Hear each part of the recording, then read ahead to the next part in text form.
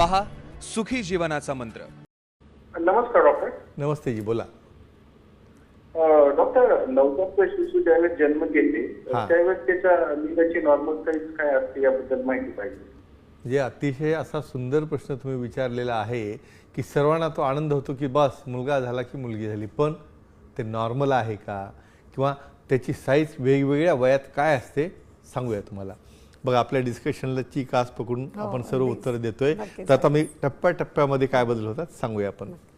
तुम्हाला आश्चर्य वाटेल मित्रांनो की डिलिव्हरी झाल्यानंतर देखील 1 वर्षापर्यंत म्हणजे बाळ बाहेर आल्यानंतर देखील 1 वर्षापर्यंतची ग्रोथ का वाढत असते, या ठिकाणी टेस्टोस्टेरोन हार्मोनच्या मात्रा जास्त असतात, म्हणून त्या ठिकाणी लिंगाची वाढ ही सतत 1 वर्षापर्यंत डेव्हलप होत असल्यामुळं त्या ठिकाणी नॉर्मल टेस्टिस म्हणजे खाली जे तुम्हाला अंडाशय दिसतात त्याची डेव्हलपमेंट अतिशय महत्त्वाची असते। तर या ठिकाणी स्ट्रेच पेनाइल लेंथ ही तुमची 1.5 ते 2 इंचापर्यंत जन्मल्याबरोबर राहणार।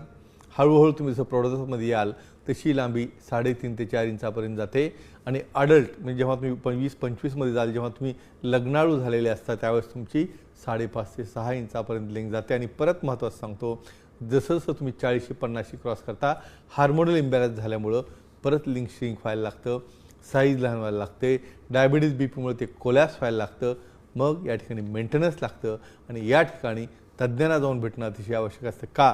कारण तुमचा ऑर्गन हा शेवटपर्यंत तंदुरुस्त आणि सुदृढ राहायला पाहिजे।